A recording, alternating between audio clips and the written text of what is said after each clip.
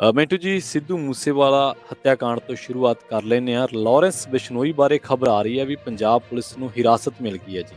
ਹਾਂਜੀ ਦੇਖੋ, ਪੰਜਾਬ ਪੁਲਿਸ ਪਿਛਲੇ ਕਾਫੀ ਦਿਨਾਂ ਤੋਂ ਇਸ ਮਾਮਲੇ ਦੇ ਵਿੱਚ ਬੜੀ ਬੈਕਫੁੱਟ ਤੇ ਨਜ਼ਰ ਆ ਰਹੀ ਸੀਗੀ, ਪਰ ਅਚਾਨਕ ਇੱਕ ਜ਼ਬਰਦਸਤ ਤਿਆਰੀ ਦੇ ਨਾਲ ਇਹ ਮੈਦਾਨ ਚ ਉਤਰਿਆ ਤੇ ਲਾਸਟ ਦੇ ਵਿੱਚ, ਅਖੀਰ ਦੇ ਵਿੱਚ ਜਿੱਦਾਂ ਕਹ ਲਓ ਕਿ ਤਕਾਲਾਂ ਟਲ ਚੁੱਕੀਆਂ ਸਨ, ਇੱਦਾਂ ਲੱਗਦਾ ਸੀਗਾ ਕਿ ਸ਼ਾਇਦ ਇਹਨਾਂ ਨੂੰ ਅੱਜ ਕਸਟਡੀ ਨਹੀਂ ਮਿਲੇਗੀ, ਪਰ ਇਹ ਲੈ ਗਏ।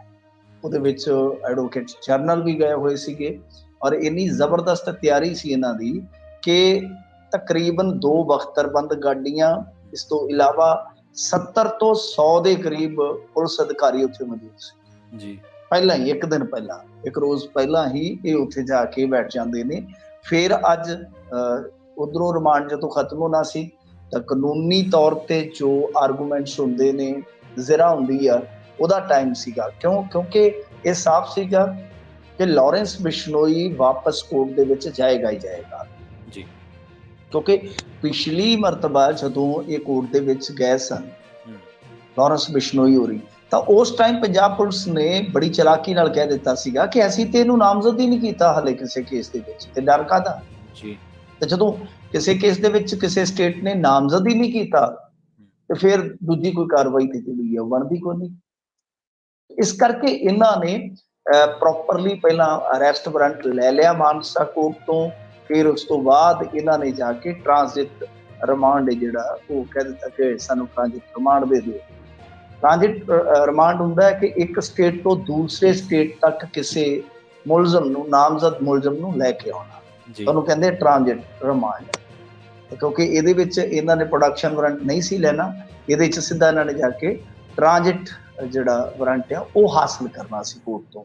ਤਾਂ ਇਹਨਾਂ ਨੇ ਕਾਫੀ ਉੱਥੇ ਇਤਰਾਜ਼ ਕੀਤਾ, ਮਤਲਬ ਕਿ ਇਹਨਾਂ ਦੀ ਜਿਹੜੀ ਲੀਗਲ ਟੀਮ ਸੀਗੀ ਲਾਰੈਂਸ ਬਿਸ਼ਨੋਈ ਹੋਰਾਂ ਦੀ, ਕਿ ਦੇਖੋ ਜੀ ਇਨਕਾਊਂਟਰ ਦਾ ਖਤਰਾ ਹੈ, ਇਹ ਹੈ ਉਹ ਹੈ, ਕਾਫੀ ਲੰਮੀ ਚੌੜੀ। ਕਿਉਂਕਿ 2 ਇਹਦੇ ਵਿੱਚ ਪਟੀਸ਼ਨਾਂ ਸੀਗੀਆਂ, ਜਾਂ ਕਹਿ ਲਓ ਕਿ 2 ਅਪੀਲਾਂ ਸੀਗੀਆਂ। ਨੰਬਰ 1 ਹਿਰਾਸਤ, ਪੰਜਾਬ ਪੁਲਿਸ ਨੇ ਕਿਹਾ ਸਾਨੂੰ ਹਿਰਾਸਤ ਦੇ ਦਿਓ। ਦੂਸਰਾ ਕਿ ਟ੍ਰਾਂਜ਼ਿਟ ਰਿਮਾਂਡ ਦੇ ਦਿਓ।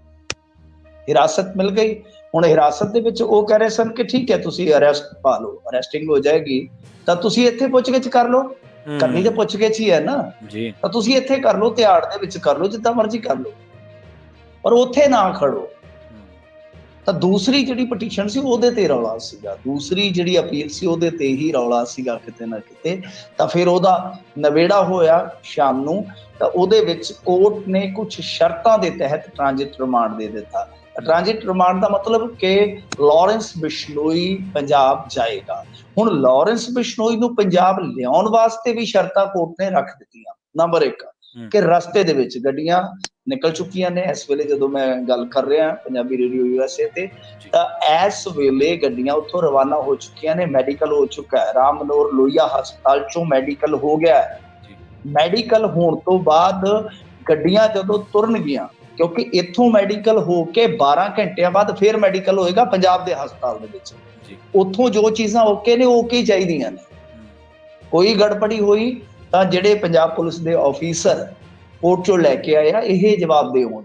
ਸੋ ਇਸ ਕਰਕੇ ਉੱਥੋਂ ਗੱਡੀਆਂ ਟੁਰਨਗੀਆਂ ਤੇ ਰਸਤੇ ਦੇ ਵਿੱਚ ਕਿਤੇ ਨਹੀਂ ਖਲੋਣਗੀਆਂ, ਸਿੱਧੀ ਗੱਡੀ ਮਾਨਸਾ ਕੋਰਟ ਚ ਲਾ ਕੇ ਲੱਗੇਗੀ। ਕਿਤੇ ਰਸਤੇ ਚ ਸਟੇ ਨਹੀਂ ਹੋਏਗੀ ਜੀ, ਕਿਤੇ ਵੀ। ਮਸਲਨ 4 ਘੰਟੇ ਦਾ ਇਹ ਹੈਗਾ ਸਫ਼ਰ, ਚਾਹੇ 5 ਦਾ, 4 ਜਾਂ 5 ਘੰਟੇ ਲੱਗ ਜਾਂਦੇ ਨੇ, ਇਜ਼ੀਲੀ ਲੱਗ ਜਾਂਦੇ ਨੇ, ਚਾਹੇ 5 ਲੱਗਣ ਤੇ ਚਾਹੇ 4 ਲੱਗਣ। ਇਸ ਸਫ਼ਰ ਦੇ ਦੌਰਾਨ ਲਾਰੈਂਸ ਬਿਸ਼ਨੋਈ ਨੂੰ ਕਿਤੇ ਰੋਕਿਆ ਨਹੀਂ ਜਾਏਗਾ, ਔਰ ਲਾਰੈਂਸ ਬਿਸ਼ਨੋਈ ਰੁਕਦਾ ਵੀ ਨਹੀਂ।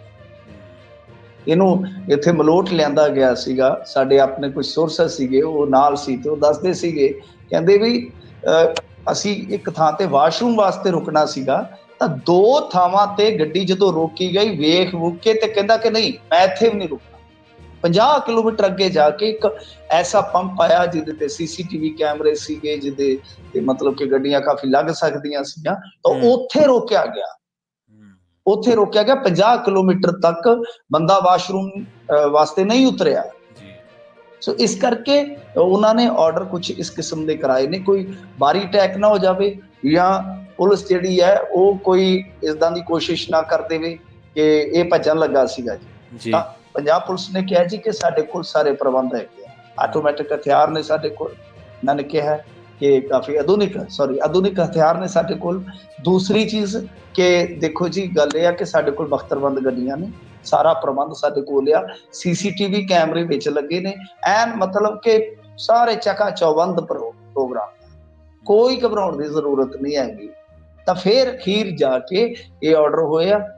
ਇੱਕ ਬਹੁਤ ਵੱਡੀ ਆਪਾਂ ਸਫਲਤਾ ਕਹਿ ਸਕਦੇ ਹਾਂ ਪੰਜਾਬ ਪੁਲਿਸ ਦੇ ਲਿਹਾਜ਼ ਨਾਲ, ਕਿਉਂਕਿ ਦਿੱਲੀ ਪੁਲਿਸ ਨੇ ਵੀ ਅੱਜ ਜਾ ਕੇ ਕੋਰਟ ਦੇ ਵਿੱਚ, ਜਿਹੜੀ ਦਿੱਲੀ ਪੁਲਿਸ ਕਲੇਮ ਕਰਦੀ ਰਹੀ ਕਿ ਲਾਰੈਂਸ ਹੀ ਮੇਨ ਸਾਜ਼ਿਸ਼ਕਰਤਾ ਹੈ, ਤਾਂ ਦਿੱਲੀ ਪੁਲਿਸ ਨੇ ਵੀ ਦੱਸਦੇ ਆ ਕਿ ਜਾ ਕੇ ਉੱਥੇ ਇਨਕਾਊਂਟਰ ਦੀ ਗੁੰਜਾਇਸ਼ ਜਤਾਈ, ਕਿਤੇ ਨਾ ਕਿਤੇ ਸੰਭਾਵਨਾ ਜਤਾਈ ਕਿ ਇਹ ਹੈ। ਤਾਂ ਉਸ ਤੋਂ ਬਾਅਦ ਫਿਰ ਸਾਰੇ ਜਿਹੜੇ ਕਾਨੂੰਨੀ ਬਦਲ ਹੋ ਸਕਦੇ ਸੀ ਉਹ ਵਿਚਾਰੇ ਗਏ। ਤਾਂ ਹੁਣ ਗੱਡੀਆਂ ਦੇ ਕਾਫਲੇ ਜਿਹੜੇ ਆ ਉਹ ਤੁਰ ਪਏ ਆ। ਕਹਿ ਲਓ ਕਿ ਕੋਈ ਬਾਹਰੀ ਇਲਾਕਾ ਹੋਏਗਾ ਦਿੱਲੀ ਦਾ ਜਿਹਦੇ ਵਿੱਚ ਪਹੁੰਚੇ, ਕਿਉਂਕਿ ਦਿੱਲੀ ਕ੍ਰਾਸ ਕਰਦਿਆਂ ਵੀ ਕਾਫੀ ਸਮਾਂ ਲੱਗ ਜਾਂਦਾ ਹੈ। ਤਾਂ ਹੁਣ ਤੋਂ 9 ਵੱਜ ਜਾਣੇ ਆ ਜੀ, ਮੰਨ ਲਓ ਦਿੱਲੀ ਕ੍ਰਾਸ ਕਰਦਿਆਂ 9 ਵੱਜ ਗਏ ਤਾਂ 1 ਤੋਂ 2 ਦੇ ਦਰਮਿਆਨ ਇਹ ਗੱਡੀਆਂ ਜਿਹੜੀਆਂ ਉਹ ਮਾਨਸਾ ਪਹੁੰਚ ਜਾਣਗੀਆਂ।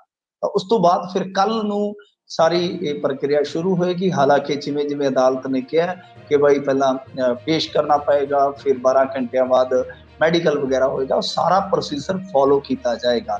ਤਾਂ ਇੱਕ ਵੱਡੀ ਸਫਲਤਾ ਕਹਿ ਸਕਦੇ ਹਾਂ। ਪਰ ਹੁਣ ਇਹ ਵੇਖਣਾ ਹੋਏਗਾ ਕਿ ਪੰਜਾਬ ਪੁਲਿਸ ਇਸ ਮਸਲੇ ਤੋਂ ਕੀ ਭੇਦ ਜਿਹੜੇ ਆ ਉਹ ਚੁੱਕਦੀ ਆ, ਕੀ ਪਰਦੇ ਚੁੱਕਦੀ ਆ, ਕਿਸ ਤਰ੍ਹਾਂ ਇਸ ਸਾਰੀ ਕਹਾਣੀ ਨੂੰ ਸਾਫ਼ ਕਰਦੀ ਆ, ਕਿਸ ਤਰ੍ਹਾਂ ਕੜੀਆਂ ਜੋੜਦੀ ਆ ਕਿ ਕੌਣ ਸਾਜ਼ਿਸ਼ ਕਰਤਾ ਸੀ, ਕਿਸ ਦੀ ਇਹ ਭੂਮਿਕਾ ਸੀ ਕਿ ਉਸ ਬੰਦੇ ਨੇ ਬੰਦੇ ਅਰੇਂਜ ਕੀਤੇ, ਕਿਸ ਬੰਦੇ ਨੇ ਹਥਿਆਰ ਪ੍ਰੋਵਾਈਡ ਕੀਤੇ, ਕਿਸ ਨੇ ਰੇਕੀ ਕੀਤੀ, ਕਿਸ ਨੇ ਉਹ ਫਿਰ ਇਨਪੁਟ ਦਿੱਤੀ ਕਿ ਉਹ ਮਤਲਬ ਕਿ ਵਿਦਾਊਟ ਜਿਹੜੀ ਬੁਲਟ ਪ੍ਰੂਫ ਗੱਡੀ ਆ ਉਹ ਉਹਦੇ ਕਰਕੇ ਚੱਲਿਆ, ਬੁਲਟ ਪ੍ਰੂਫ ਗੱਡੀ ਵਿਦਾਊਟ ਗਨਮੈਨ ਨਿਕਲਿਆ। ਸੋ ਉਹ ਸਾਰੀਆਂ ਚੀਜ਼ਾਂ ਕਿਹਨੇ ਦੱਸੀਆਂ ਉਹ ਹੁਣ ਸਾਬਤ ਕਰਨਗੇ ਜਾਂ ਸਾਫ਼ ਕਰਨਗੇ, ਦੇਖਦੇ ਆ ਅੱਗੇ ਕੀ ਬਣਦਾ। ਪਰ ਅੱਜ ਦੇ ਦਿਨ ਦੀ ਇਹੋ ਵੱਡੀ ਖਬਰ ਆ ਕਿ ਪੰਜਾਬ ਪੁਲਿਸ ਨੂੰ ਲਾਰੈਂਸ ਬਿਸ਼ਨੋਈ ਦੀ ਅਖੀਰ ਦੇ ਵਿੱਚ ਹਿਰਾਸਤ ਜਿਹੜੀ